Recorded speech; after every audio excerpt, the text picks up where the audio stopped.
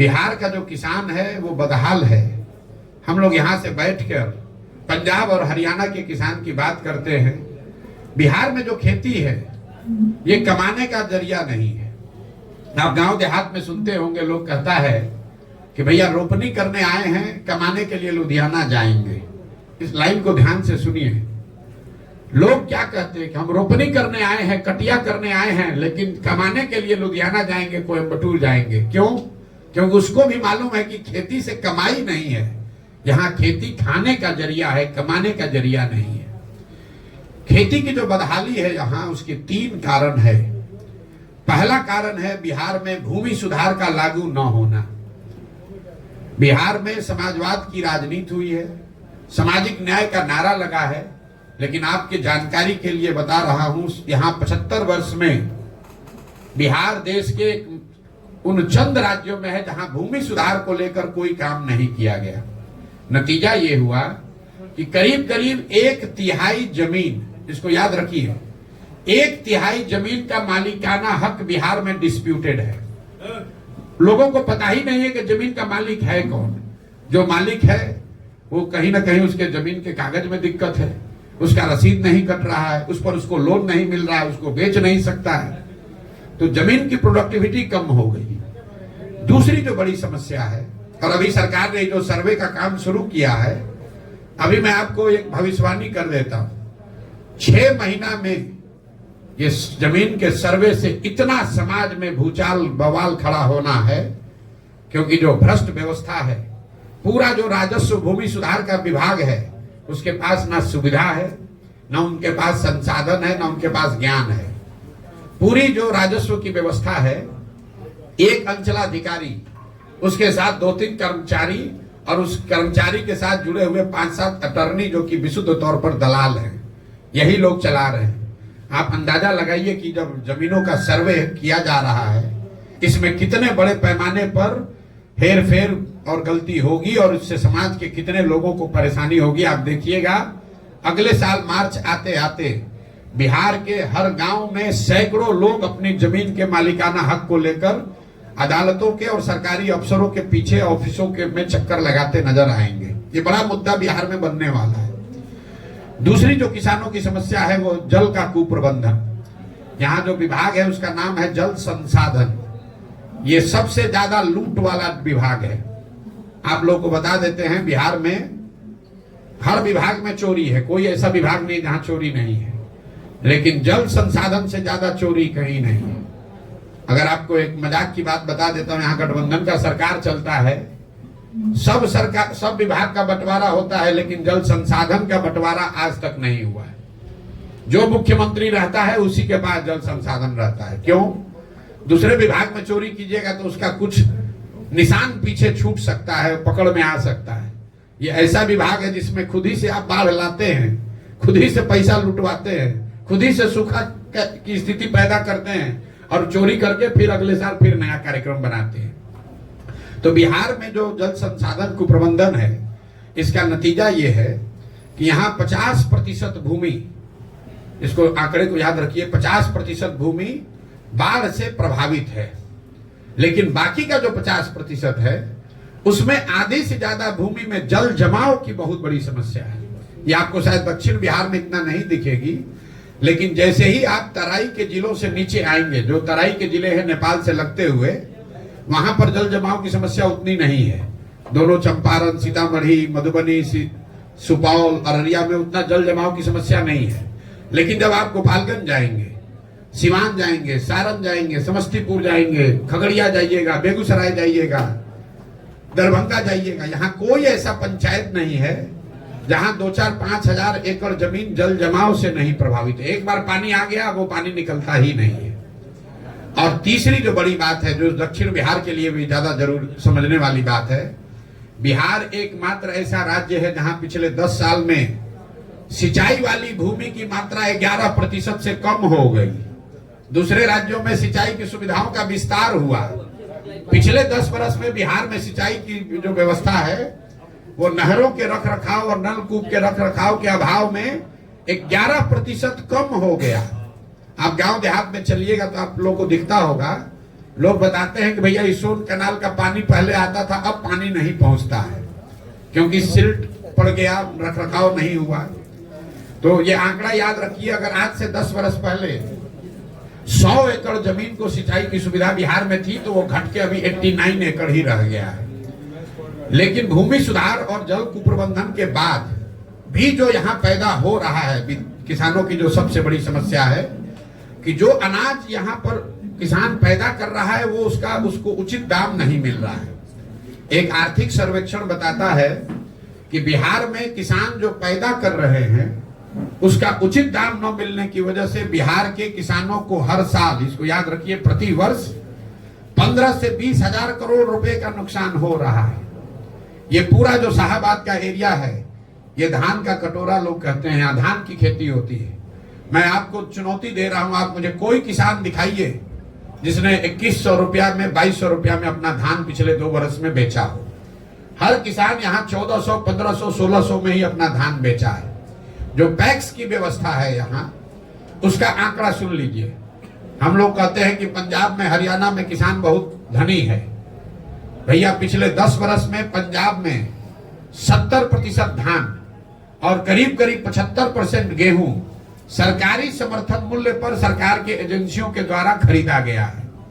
बिहार में पिछले 10 वर्ष में 13% धान, याद रखिए 13% धान और 1% गेहूं ही सरकारी एजेंसियों के द्वारा, पैक्स के द्वारा सरकारी समर्थन मूल्य पर खरीदा गया है।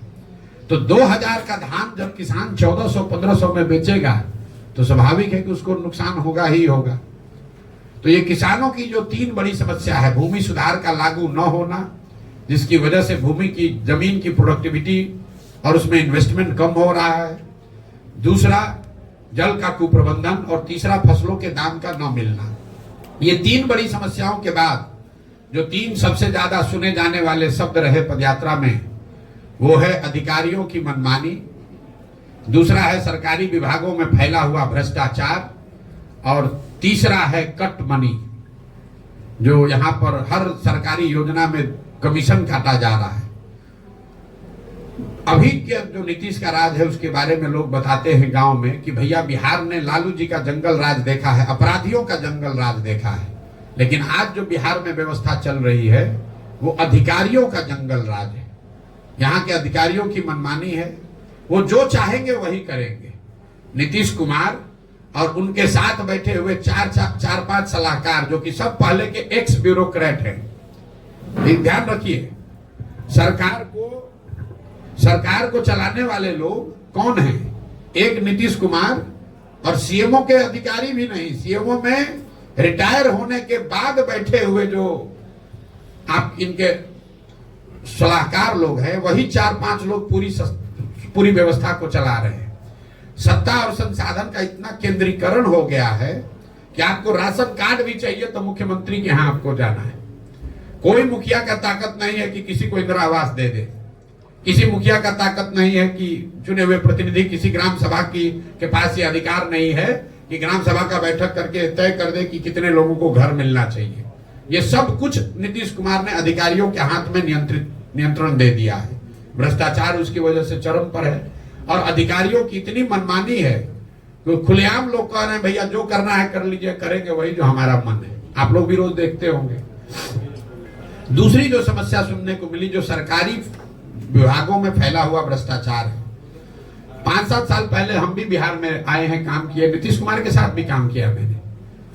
जितना भ्रष्टाचार अभी है, इतना भ्रष्टाचार हम लोग पहले कभी नहीं सुनते थे। कोई ऐसा सरकारी विभाग काम नहीं है जहां 2-4-5 हजार रुपया दिए बगैर आप काम करा लीजिए। चाहे आपको राशन कार्ड बनाना है, आपको पासपोर्ट का पुलिस वेरिफिकेशन कराना है, इंदिरा आवास चाहिए, कोई भी सरकारी व्यवस्था, जाति प्रमाण पत्र चाहिए, आपको पैसा दिए बगैर कोई उपाय नहीं है। और तीसरी एक जो व्यवस्था है कि सरकारी योजना चाहे केंद्र की हो या राज्य की, व्यवस्थित तरीके से उसमें कट जरूर लगना है। कहीं 10% है, कहीं 40% है। मनरेगा में 40%, तो आपको ये प्रधानमंत्री जो अनाज की योजना है उसमें 30 से 32 रुपए प्रति क्विंटल अनाज के में से पैसा लोग ले रहे हैं। यही वजह है कि आप गांव में देखते होंगे कि लोगों को 5 किलो नहीं 4 किलो अनाज मिल रहा है। और ये जो 30-35 रुपए प्रति क्विंटल अनाज में पैसा काटा जा रहा है, ये बजाबता विधायकों का भी उसमें हिस्सा है। मैं आपको कैमरे पर कह रहा हूं, ज्यादातर जगहों पर चाहे किसी दल का विधायक हो, वो भी 6 से 8 रुपया प्रति महीना ये प्रधानमंत्री के अनाज योजना में पैसा हर महीना पा रहा है। अंदाजा लगाइए चोरी का कि हर प्रखंड में 20 से 25 हजार क्विंटल अनाज आ रहा है इस योजना के तहत, और हर क्विंटल पर 30 से 35 रुपया प्रति महीना ये लोग काट रहे हैं। तो 3 शब्द सरकारी विभागों में फैला हुआ भ्रष्टाचार, अधिकारियों की मनमानी और योजनाओं में काटे जाने वाला जो ये कमीशन है। 3 धंधे जहां पर यहाँ के युवाओं को मजबूरी में ही सही कुछ ना कुछ काम करने को मिल रहा है, वो है अवैध बालू, अवैध शराब का कारोबार, और जो मैंने अभी बताया आपको अनाज का जो नया माफिया बिहार में खड़ा हुआ है, इसकी चर्चा ज्यादा नहीं हो रही। गांव में हम लोग को कोई ऐसा गांव नहीं मिलता है 5-10 युवा वहां शराब के अवैध कारोबार में न लगा हुआ। ये सरकार जितने शराब के बड़े माफिया हैं वो युवाओं का जीवन बर्बाद कर रहे हैं। उनको मोटरसाइकिल दे दिया, उनको कुछ पैसा दे दिया, बोतल यहाँ से उठाओ वहां करो, 2-4 हजार रुपया कमाओ। ये बच्चे शराब के अवैध कारोबार में युवा लग रहे हैं। उनके हाथ में कट्टा, मोटरसाइकिल आपको हर गांव में मिलेगा। दूसरा, हम लोग रोड पर चलते हैं, अगर 10 ट्रैक्टर ट्रॉली ट्रक मिलता है तो ये मान कर चलिए कि उसमें से 2-3 ट्रक ट्रैक्टर ट्रॉली ऐसा ही होगा जिसमें अवैध बालू का कहीं ना कहीं आवागमन हो रहा है। बालू का यहाँ कारोबार इतना बढ़ गया है, इतना बड़े स्तर पर उसमें लूट हो रही है जिसका अंत नहीं है। और तीसरा जो मैंने आपको बताया अनाज का, जो अनाज से ये 30-35 रुपया प्रति महीना लिया जा रहा है, अफसर और जनप्रतिनिधि अनाज तो ले नहीं रहे, तो अनाज को पैसे में कन्वर्ट करना और फिर उसी अनाज को वापस उसी चैनल में भेजना, इसके लिए हर जिले में बाजाबता अनाज के माफिया हो गए जो करोड़ों रुपए में डील कर रहे हैं। हजारों टन अनाज को लेकर उससे पैसा कन्वर्ट करना, पैसे को अफसरों और जनप्रतिनिधियों तक पहुंचाना और फिर उसको उसी अनाज को वापस जनता के बीच में भेजना। तो ये 3 उद्योग है नीतीश कुमार ने जो व्यवस्था अभी बनाई है बिहार की। यही 3 उपाय है। अगर आपको रोजगार चाहिए तो या तो शराब का अवैध कारोबार कीजिए, बालू के अवैध खनन में शामिल हो जाइए, दोनों में काम नहीं चल रहा है तो अनाज वाला माफिया से जुड़ जाइए। कुल मिला जुलाकर जो हम लोग का अभी तक का अनुभव है कि बिहार में 2/3 से ज्यादा लोग, चाहे वो जदयू के समर्थक हैं, राजद के समर्थक हैं, भाजपा के वोटर हैं, 2/3 से ज्यादा लोग एक ही शब्द कह रहे हैं, बदलाव। उनको बदलाव चाहिए, परिवर्तन चाहिए।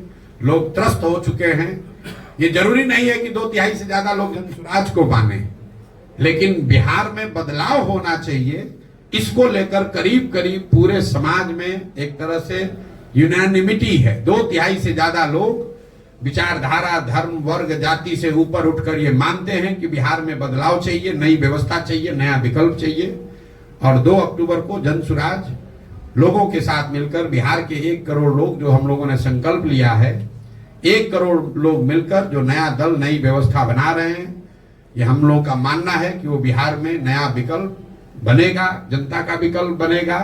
और अगले 10 वर्ष में बिहार को देश के 10 अग्रणी राज्यों में शामिल करने के लिए सही लोग, एक सही प्रोग्राम, एक विजन और सही प्रयास करने के लिए एक जो शुरुआत की गई है, इसका फायदा आने वाले समय में बिहार के लोगों को मिलेगा।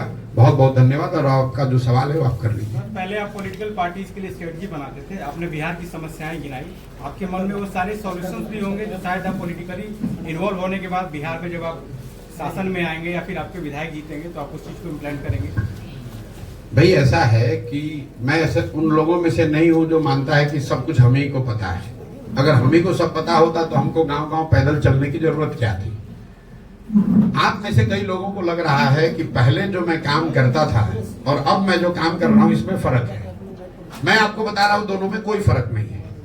फर्क बस इतना है कि पहले मैं दल और नेताओं को बताता था कि आप अपने दल का संगठन बेहतर कैसे बनाइए, किन मुद्दों पर चुनाव लड़िए, कौन से मुद्दे जनता के पास लेकर जाइए, किसको टिकट दीजिए, चुनाव का प्रबंधन कैसे कीजिए, प्रचार कैसे कीजिए, सोशल मीडिया कैसे चलाइए ताकि आप चुनाव जीतिएगा। काम तो हम आज भी वही कर रहे हैं। फर्क बस इतना है कि पहले दल और नेता के लिए करते थे, अब बिहार की जनता के लिए कर रहे हैं। बिहार की जनता को गांव-गांव जाकर बता रहे हैं कि भाई तुम्हारे पास पैसा नहीं है तो कोई बात नहीं है, तुम्हारे पास बाहुबल नहीं है, जाति नहीं है तो कोई बात नहीं है, लेकिन बिहार में अगर नया विकल्प बनाना है, नई व्यवस्था बनाना है तो तुम आओ, साथ में जुड़ो, और तुमको ये दल बनाने में, नया विकल्प खड़ा करने में, चुनाव लड़ने में जो मदद चाहिए वो जनसुराज के माध्यम से प्रशांत किशोर देंगे। वही काम कर रहे हैं। सर, आपके ओपोनेंट लगातार फंडिंग को लेकर सवाल खड़े कर रहे हैं कि प्रशांत किशोर ने आखिर पैसा कहाँ कमा लिया कि इतने सारे लोगों को। अब पहले भाई ऐसा है कि अपोनेंट से पहले पूछ लीजिए कि अभी तक तो ये कह रहा था कि प्रशांत किशोर इतने बड़े बिजनेसमैन हैं कि बड़े बड़े नेताओं को सलाह देते हैं और सैकड़ों करोड़ रुपया कमाते हैं। तो अगर वो बात ठीक है तब तो हमारे पास पैसे की कमी होनी ही नहीं चाहिए। हम तो 1-2 को नहीं 10 को राज्य में सरकार बनवाए हैं, तो हमको पैसे क्या कमी है। और अगर वो बात सही नहीं है तो पहले मानो कि पहले झूठ बोल रहे थे। हम आपको बता रहे हैं, जिस दिन से पदयात्रा कर रहे हैं उस दिन से बता रहे हैं कि पैसा कहां से आ रहा है। पैसा उन जगहों से आ रहा है, उन लोगों से के पास से आ रहा है जिन लोगों को पिछले 10 वर्ष में प्रशांत किशोर ने कंधा लगाया है, उनकी मदद की है, उनको जिताने में मदद किया है, उनकी सरकारें बनवाई हैं। पैसा उनसे आ रहा है, पैसा सरस्वती से आ रहा है। हम लोग क्या कहते हैं, जिसके पास सरस्वती जहां है वहां लक्ष्मी की कोई कमी हो नहीं सकती है। पैसा प्रशांत किशोर के बुद्धि से आ रहा है।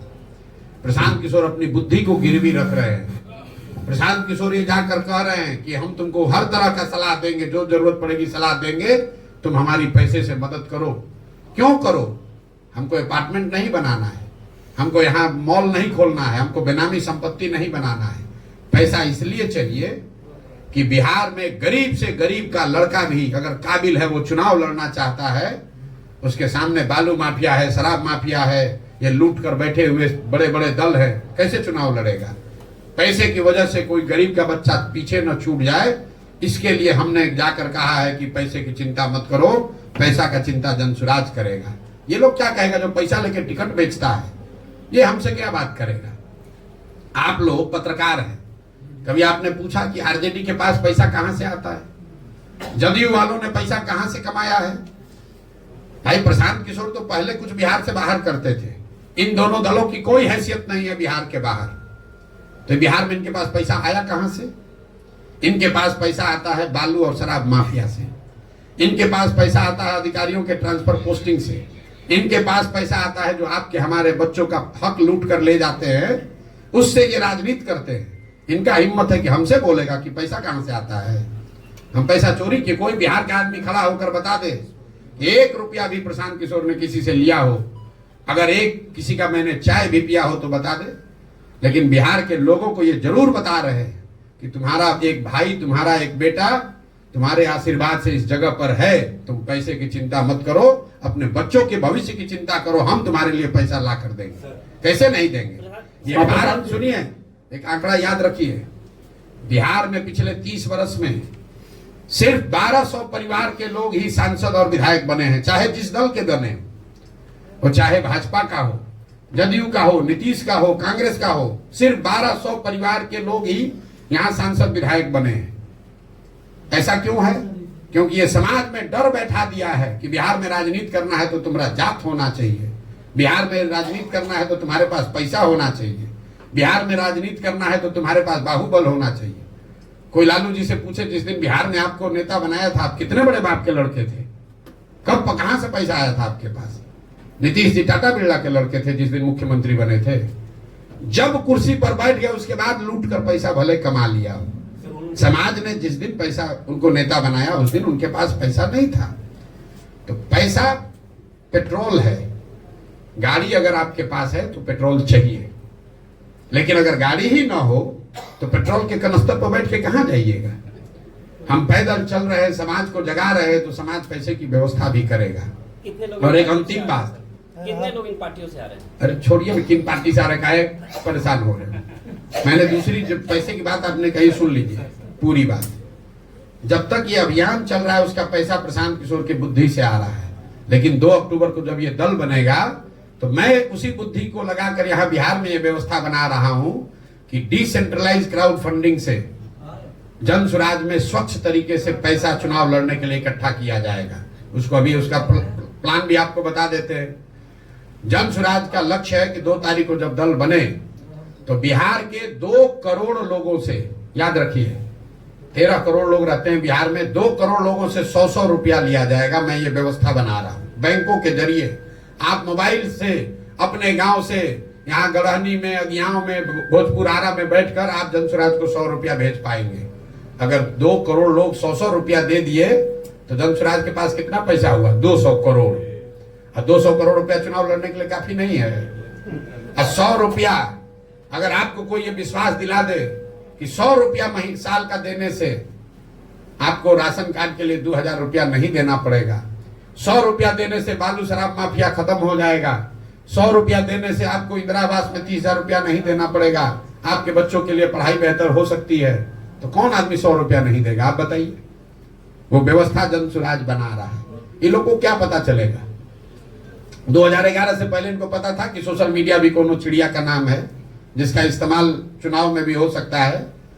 इस देश में सोशल मीडिया के बड़े बड़े जो तीरंदाज आज बन रहे हैं, कैमरे पर आपको कह रहे हैं कि सोशल मीडिया का इस्तेमाल भी चुनाव में हो सकता है, राजनीति में हो सकता है। ये गुजरात और महाराष्ट्र के लोगों ने नहीं, इसी बिहार के लड़के ने सिखाया कि इसका भी इस्तेमाल हो सकता है। तो आपको यहाँ करके दिखाएंगे कि कैसे बिहार की गरीब जनता अपने मोबाइल के जरिए अपने घर में बैठकर वो पैसा चंदा इकट्ठा करेगी, जिससे बिहार में एक स्वच्छ राजनीतिक व्यवस्था को बनाने में मदद मिलेगी। प्रशांत जी, एक मेरा सवाल है दैनिक भास्कर की तरफ से कि बिहार में राजनीतिक अपराधीकरण, राजनीतिक आर्थिकरण, परिवारवाद, जातीयकरण, धार्मिकरण के बीच, हेलो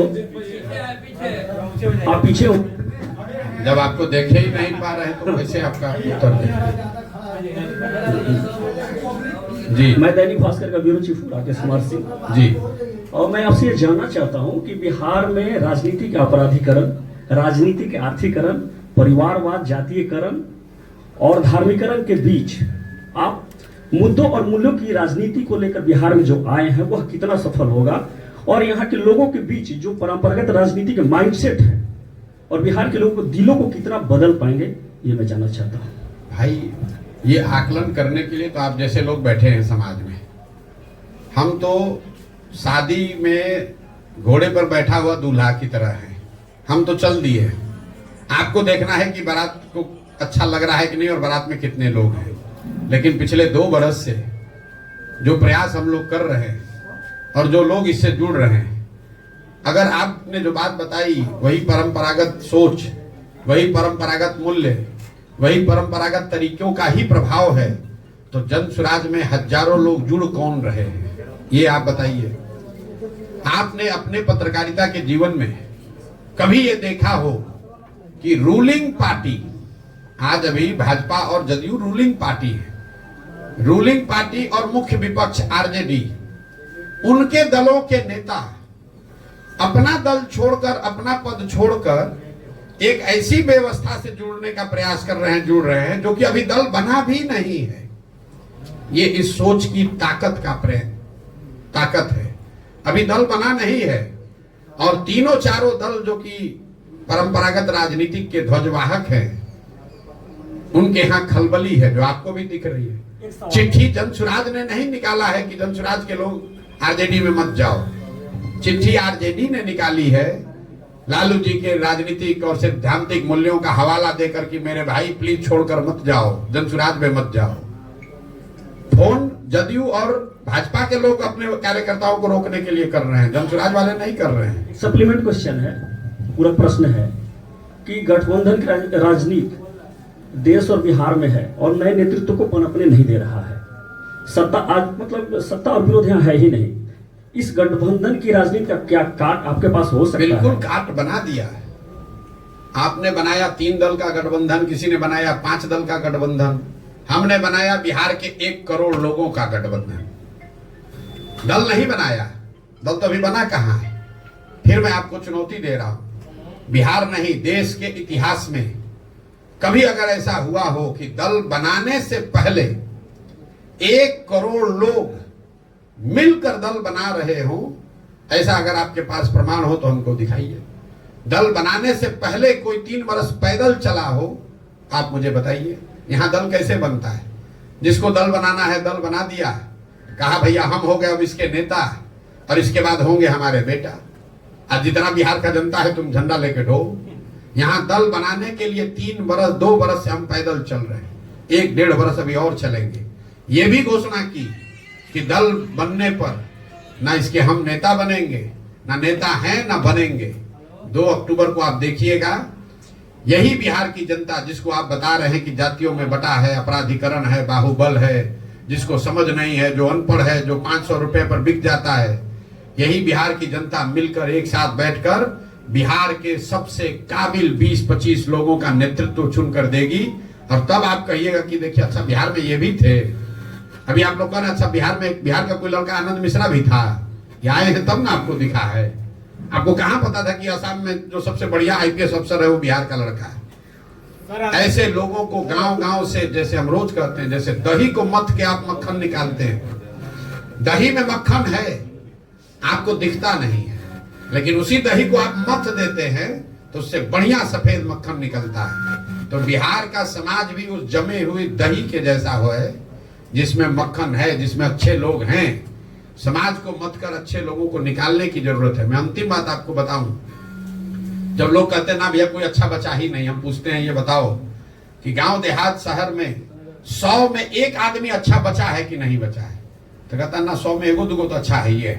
तो अगर 100 में 1 आदमी भी अच्छा बिहार में बचा है तो 15 लाख लोग हुए। हमको तो बिहार सुधारने के लिए 10,000 लोग चाहिए, बिहार सुधारने के लिए 100-150 अच्छा विधायक चाहिए, बिहार सुधारने के लिए 5,000 10,000 बढ़िया मुखिया सरपंच चाहिए। अगर 100 में 1 आदमी भी समाज में अच्छा बचा है तो बिल्कुल इसको किया जा सकता है। प्रसाद जी, एक सवाल है, जिस तरीके से आप अभी रणनीति बना करके एक नया संगठन बनाने जा रहे हैं, इसी तरीके से दिल्ली में एक समय अरविंद केजरीवाल भी मिलता जुलता आपसे रणनीति बना करके नेता बने और आज उन पर कई एलिगेशन लग रहे हैं, जेल जा रहे हैं, उनके कई मंत्री। आप पत्रकारिता करते हैं तो सवाल पूछने से पहले थोड़ा बहुत तो अध्ययन करके पूछना ही चाहिए। अरविंद, मैं कम से कम 2 वर्ष में 50 जगहों पर मैंने ये बताया है कि प्रशांत किशोर का आंदोलनों में कोई यकीन नहीं है। आम आदमी पार्टी आंदोलन से निकली हुई पार्टी है, अन्ना के आंदोलन से। प्रशांत किशोर का आंदोलन में कोई यकीन ही नहीं है। इसलिए नहीं कि अन्ना के आंदोलन में क्या हुआ कि जेपी के आंदोलन में क्या हुआ। मानव सभ्यता के इतिहास को दुनिया में आप पढ़िएगा तो आपको पता चलेगा कि आज तक फ्रांस की क्रांति को, आंदोलन को अगर अपवाद के तौर पर हटा दिया जाए तो दुनिया में किसी भी आंदोलन से समाज के सृजन का काम नहीं हुआ है।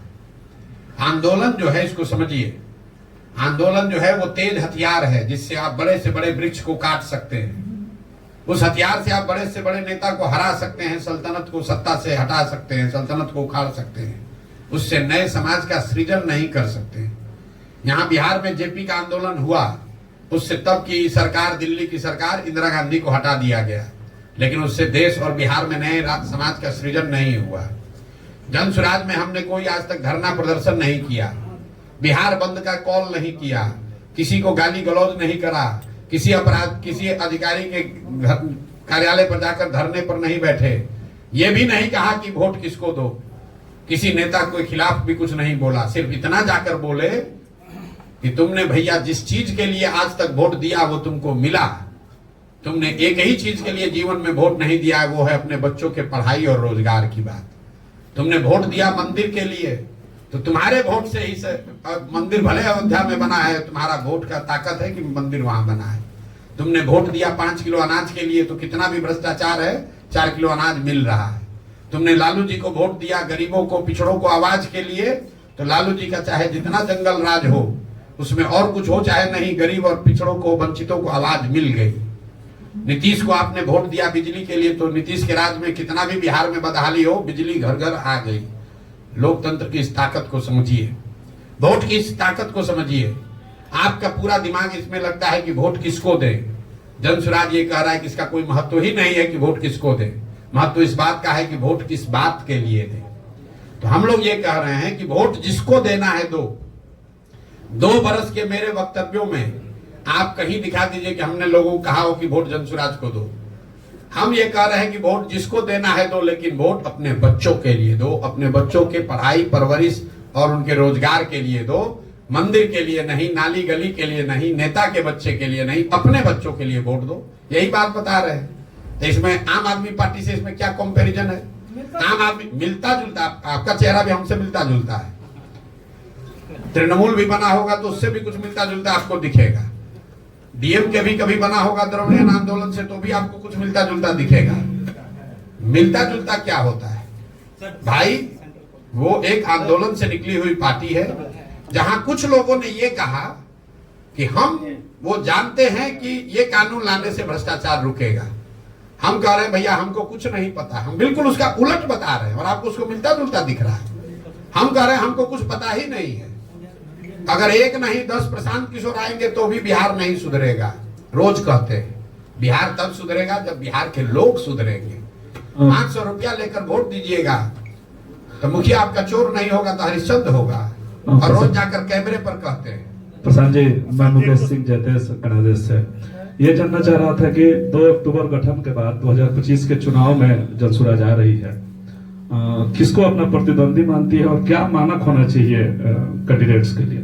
2025 में जनसुराज 243 सीटों पर चुनाव लड़ेगी। 242 नहीं, याद रखिए, 243 सीटों पर जनसुराज चुनाव लड़ेगी। जो लोग चुनाव लड़ेंगे उसमें 2/3 से ज्यादा लोग ऐसे होंगे जो पहले से ना राजनीति में हैं या ना राजनीति में कभी चुनाव लड़े हैं। नए लोग आपको दिखेंगे, वो समाज से मत कर निकाले गए लोग होंगे। उनका चुनाव की जो प्रक्रिया है वो पूरी हमने समाज में जारी की है। आपने अमेरिका में अभी प्रेसिडेंट का चुनाव हो रहा है, आपने कभी ये पढ़ा सुना कि अमेरिका में प्रेसिडेंट का टिकट कौन देता है? अमेरिका में डोनाल्ड ट्रंप रिपब्लिकन पार्टी के कैंडिडेट होंगे, टिकट कौन दिया? ये टिकट देने की एक प्रक्रिया है, कोई व्यक्ति नहीं देता है। वहां पर जिसको भी रिपब्लिकन पार्टी का उम्मीदवार होना है, डेमोक्रेटिक पार्टी का उम्मीदवार होना है, वो अपना एप्लीकेशन देता है, वो खड़ा होता है और समाज के सामने अपना प्रोग्राम बताता है कि हम रिपब्लिकन पार्टी के उम्मीदवार के तौर पर हमारा समर्थन कीजिए, हम अगर उम्मीदवार बनेंगे तो हम ऐसे डेमोक्रेटिक पार्टी को हराएंगे और ऐसे अमेरिका को आगे बढ़ाएंगे। ये व्यवस्था जनसुराज बिहार में लागू करेगी। किसके साथ चुनाव होगा? आ रहे हैं किसके साथ होगा। आप बहुत तुरंत 2020 का जमाना है, आप लोग को तुरंत आंसर चाहिए। अभी पूछा कैंडिडेट का मानक क्या होगा, मानक सुनने से पहले किसके साथ चुनाव होगा, वो जब तक बताएंगे नहीं तब बताइए कि अभी कैबिनेट में कौन आएगा।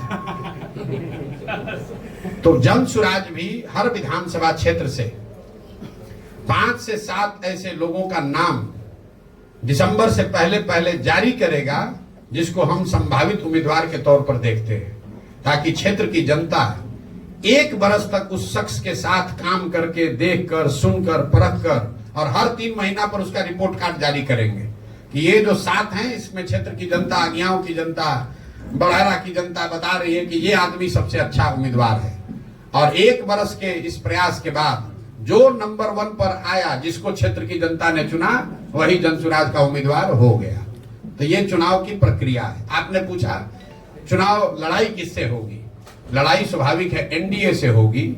इसलिए होगी एनडीए से कि अभी अगर लोकसभा का चुनाव का नतीजा देखिए तो करीब 176 विधानसभा क्षेत्र में एनडीए आगे है। तो हम लोग की लड़ाई सीधे तौर पर एनडीए से होगी। आरजेडी यहाँ तीसरे नंबर का दल होगा। पूरक सवाल है, आपने कल कहा है कि 40 जन स्वराज गठबंधन भी करेगी आने वाले समय में।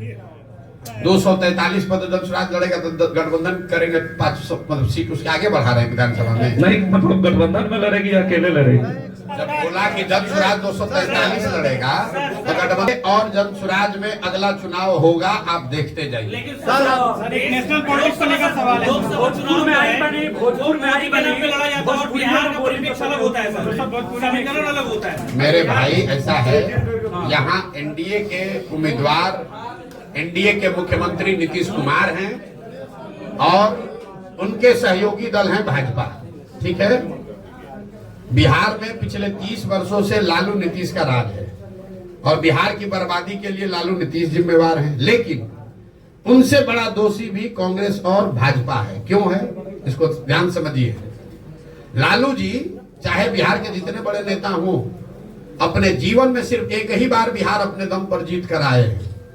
बाकी सारे समय बिहार को चलाने लूटने का जो उन्होंने काम किया वो कांग्रेस की बैसाखी से किया।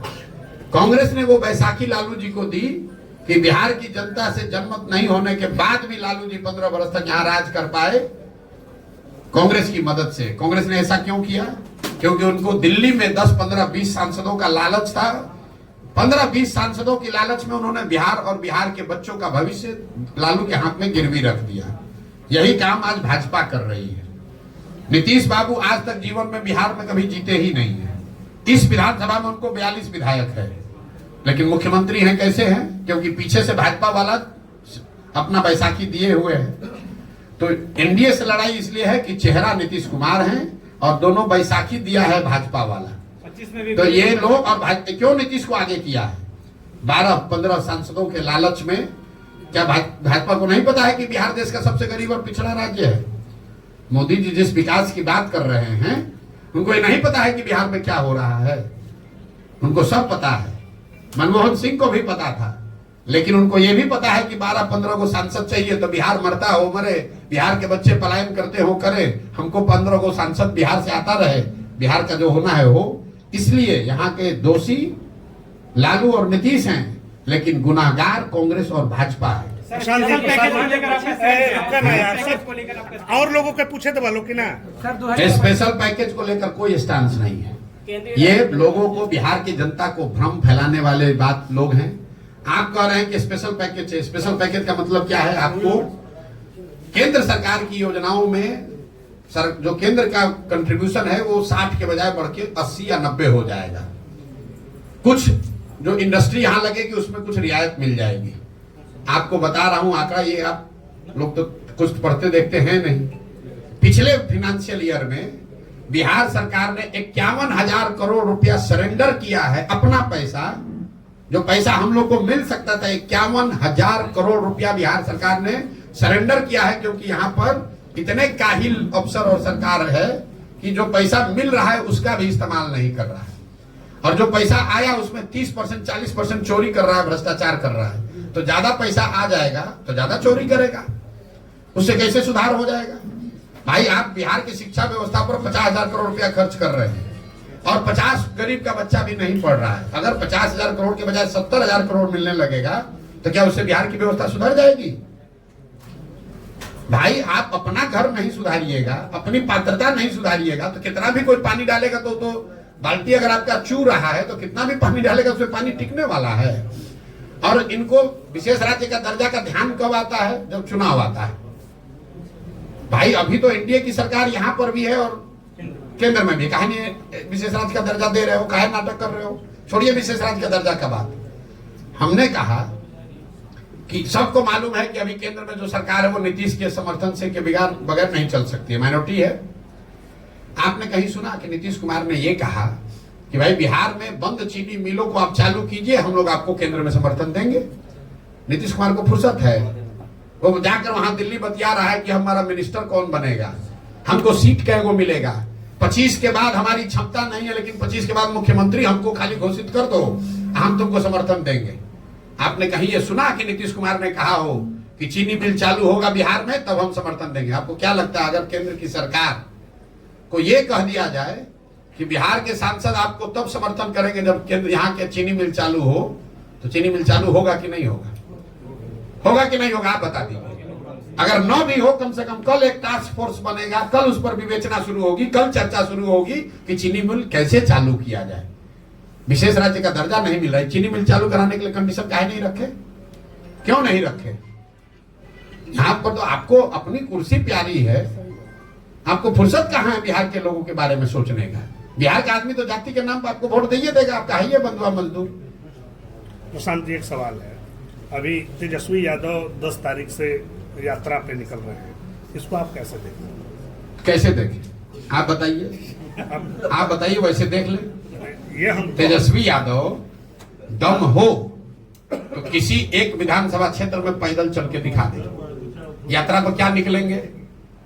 25 गाड़ी आगे, 25 गाड़ी पीछे, एयर कंडीशन बस में बैठ के खाने का 2-4 फोटो जारी करेंगे, 2 मुरेठा बांधेंगे, 4 लोगों को गाली गलौज करेंगे, कहानी खत्म। फिर लोगों को भरमाएंगे कि हम सरकारी नौकरी दे देंगे। देखिए ये लोगों को कैसे मूर्ख बनाते हैं ये लोग। कहता है 10 लाख लोगों को नौकरी दे देंगे। नीतीश कुमार खड़ा हुआ गांधी मैदान में, ये आदमी कहता है कि हम 20 लाख नौकरी दे देंगे। ये आंकड़ा याद रखिए, बिहार में चपरासी से लेकर मुख्य सचिव तक 75 वर्ष में जितने लोगों को सरकारी नौकरी अभी मिली हुई है, टोटल संख्या है 23 लाख। 23 लाख लोग ही बिहार में सरकारी नौकरी करते हैं। ये बेवकूफ बनाने वाले नेता कह रहे हैं कि हम 10 लाख 1 साल में दे देंगे। चपरासी से लेकर मुख्य सचिव तक हर आदमी की काउंटिंग कीजिएगा तो सिर्फ 23 लाख लोग, 1.97% लोग ही सरकारी नौकरी में हैं। और कहता है हम सरकारी नौकरी देकर बिहार को सुधार देंगे। अगर मान भी लिया जाए कि दे देगा, तो 98% आदमी को तो नौकरी से कोई लेना ही देना नहीं, ना है ना होगा। तो उसकी यात्रा को क्या देखें भाई? तेजस्वी यादव की क्या पहचान है? तेजस्वी यादव ने समाज के लिए कौन सा ऐसा पराक्रम किया है जिसके लिए हम उस पर टिप्पणी करें? तेजस्वी यादव की पहचान ये है कि लालू यादव के लड़के हैं। लालू यादव का दल है आरजेडी, तो उसके वो नेता हैं। आपका अपना दुकान है तो आपका लड़का उस दुकान का मालिक बन जाएगा कल। उसके लिए उसको कुछ परिश्रम तो करना नहीं है। लेकिन दुकान से लोग सामान खरीदने आए तब ना आपको कुछ उसकी क्षमता विद्युता देखी जाएगी। तेजस्वी यादव आरजेडी के लीडर हैं, और वो लीडर इसलिए हैं कि वो लालू यादव के लड़के हैं। इतनी उनकी पहचान है। इसके आगे की पहचान उनको बनानी है तो उसके लिए परिश्रम करना पड़ेगा, काम करना पड़ेगा, करके कुछ दिखाना पड़ेगा। अभी तक ऐसा कुछ दिखा नहीं। ना विद्यार्थी के तौर पर उन्होंने बहुत बड़ा कोई तोप मारा है, तोप छोड़ा है। जो आदमी मुख्यमंत्री, देखिए मैं ये नहीं मानता हूं कि डिग्री पाने से कोई आदमी समझदार हो जाएगा। हम लोग के माँ बाप, दादी, हर परिवार में ऐसे लोग हैं जो पढ़े लिखे नहीं लेकिन बहुत समझदार हैं। परिस्थितिवश आप पढ़ाई नहीं कर पाए, स्कूल नहीं था, साधन नहीं था, पैसा नहीं था, वो बात समझ में आती है। लेकिन जिसके माँ बाप मुख्यमंत्री हैं, वो बच्चा 10वां नहीं पास किया, तो ये दिखाता है कि शिक्षा के प्रति आपकी सोच क्या है। जो आदमी 9वां फेल है वो बता रहा है कि हम बिहार के विकास का रास्ता बता देंगे। जिसको ये नहीं मालूम है कि जीडीपी क्या है और जीडीपी ग्रोथ क्या है, वो बता देगा कि बिहार का सुधार कैसे हो जाएगा। मतलब जो बिहार जो कह रहा है कि हम सोशलिस्ट, हमारे पुरोधा, हमारे पुरखों का समाजवाद है, समाजवाद का जो डेफिनेशन खड़ा होकर नहीं बोल सकता है, वो समाजवाद पर चर्चा करेगा। वो समाजवाद पर चर्चा करेगा। तेजस्वी यादव को मैं चुनौती दे रहा हूं, जरा खड़े होकर सोशलिज्म पर 5 लाइन बोल दो बिना कागज देखे हुए। तो क्या सोशलिस्ट है? सोशलिज्म है क्या? खाली ये बता दो, बता दो, हम मान लेंगे, आपको नेता मान लेंगे। 10 दिन कोचिंग ट्यूशन करके आओ, आपके कैमरे पर कह रहा हूं। 10 दिन कोचिंग ट्यूशन कर लो, रट लो, उसके बाद कैमरे पर आकर सोशलिज्म पर 5 मिनट बोलकर बताओ कि सोशलिज्म है क्या, क्या है समानता, क्या है समाजवाद। इतना हल्का मत कीजिए। ये बिहार में पिछले 30 वर्ष में जो शर्ट के ऊपर गंजी पहन ले उसी को आप लोगों ने नेता बना दिया। न जिसको भाषा का ज्ञान है, न विषय का ज्ञान है, न शब्दों का समझ है। जो जितना गलत बोल रहा है, जो जितना बड़ा लंपट है, उसी को आप लोग बताते हैं जमीनी नेता है। इसीलिए ये दुर्दशा हुई है। ये ज्ञान की भूमि रही है, यहाँ भगवान को आकर ज्ञान मिला है। बुद्ध महावीर जहां पैदा हुए वहां पर अनपढ़ और लंपटों को हम लोगों ने नेता मानकर और अपने आप को गौरवान्वित फील कर रहे हैं। और ऐसा मान लिया है कि समाज में कोई पढ़ा लिखा बचा ही नहीं है। नीतीश कुमार एक इंजीनियर हो गया तो लोग बता रहा है कि इससे बड़ा कोई पढ़ा लिखा है ही नहीं। अरे भाई, बिहार के हर गांव में नीतीश कुमार से ज्यादा पढ़ा लिखा और समझदार व्यक्ति है। जरूरत है कि उन बच्चों को ढूंढ कर निकाला जाए, उनको मौका दिया जाए। इनका कोई बपौती है, यही रहेंगे। 2025 के चुनाव में कितने % महिलाओं को जनसुराज उतारने वाली है चुनावी मैदान में? जातीय जनगणना के हम पक्ष में हैं। जातीय जनगणना होनी चाहिए। कोई भी गणना, सर्वे जो सरकार कराना चाहे, जिससे कि समाज के अलग अलग वर्गों की जानकारी, स्थिति के बारे में जानकारी मिले, वो होना चाहिए। लेकिन जातीय जनगणना हो जाने से सबकी स्थिति अगर सुधर जाती तो कोई ये पूछ नहीं रहा है कि भाई आजादी के बाद से अनुसूचित जाति, जनजाति, SC ST समाज की तो गणना हो रही है, फिर उसकी स्थिति क्यों नहीं सुधरी? बिहार में आपने जाति जनगणना करा लिया, आपने घोषित किया कि हर परिवार को 2 लाख रुपया देंगे।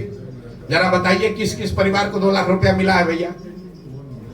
भाई महागठबंधन की सरकार में नीतीश कुमार ने कहा ना जातिगत जनगणना हो गया, तो 30 वर्ष से जिन पिछड़ों को बेवकूफ बनाकर उनके नाम की इन्होंने राजनीति की, उन्हीं के सर्वे ने बताया कि उसके आर्थिक, सामाजिक, शैक्षणिक स्थिति में कोई सुधार नहीं हुआ।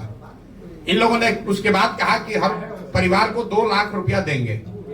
ये बात पत्रकार भी भूल गए, कोई नहीं पूछ रहा भाई वो 2 लाख रुपया का क्या हुआ, वो 2 लाख रुपया कब दोगे? जल्दी दो, जल्दी दो 2 लाख रुपया प्रति परिवार। जैसे तेजस्वी यादव ने कह दिया 10 लाख नौकरी दे देंगे, वैसे नीतीश कुमार ने कह दिया हर परिवार को 2 लाख रुपया दे देंगे। कहां से दे दोगे भाई? सैलरी का तुमको पैसा नहीं है, केंद्र सरकार से भीख मांग रहे हो, तब तुम्हारा सरकार चल रहा है। ऐसी दुर्दशा आपने बिहार की बना दी है, और आप 2 लाख रुपया दे दीजिएगा हर परिवार को, कैसे दे दीजिएगा?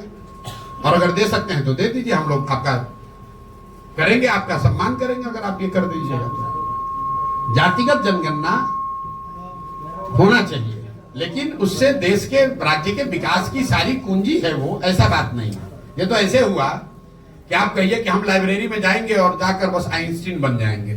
अरे भाई लाइब्रेरी में किताब है, वो किताब होने से आप आइंस्टीन थोड़े ना हो जाइएगा। किताब को पढ़िएगा, पढ़कर कुछ कीजिएगा तब ना कुछ समझदारी होगी।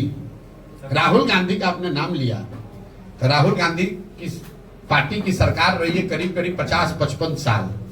ये ज्ञान उनको आज हुआ है कि जातिगत जनगणना से ही देश का विकास होगा।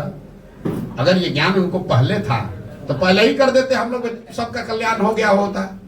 और मान लीजिए कि आज उनको ज्ञान हुआ, ये भी बात हो सकती है भाई आज उनको पता चला, आदमी हर रोज सीखता है।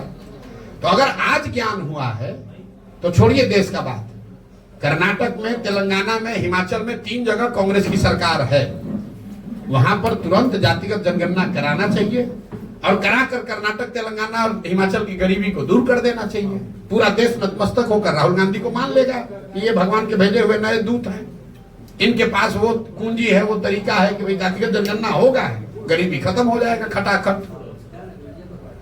कल आपने कहा था कि 40 सीटों पर मुस्लिम कैंडिडेट उतारिएगा, अगर 40 सीटों पर आरजेडी अगर कैंडिडेट उतारती है मुस्लिम, तो आप क्या करेंगे? मेरे भाई, मैंने कोई मुसलमानों के नजरिए से नहीं कहा है। जो जन स्वराज का फॉर्मूला है, जन स्वराज सिर्फ काबिल आदमी को चुनाव लड़ाएगा।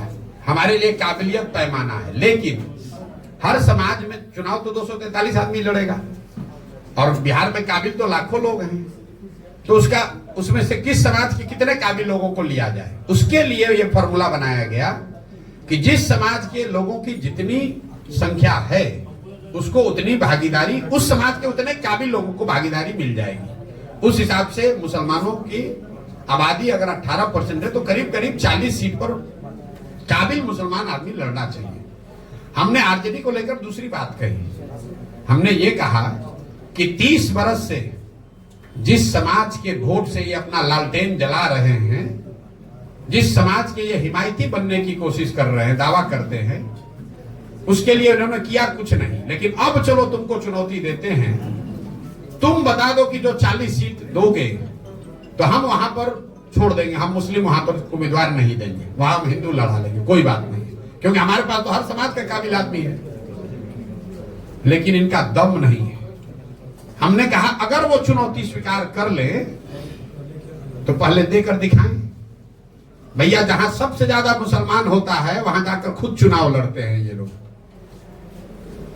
इनके भाई जहां चुनाव लड़े थे, जरा जाकर देखिए कि उस क्षेत्र में कितने मुसलमान, जो जितना बड़ा नेता है आरजेडी का, वो खोजता है कि यहाँ मुसलमान कितना है ताकि हमको मुफ्त का वोट मिल जाए।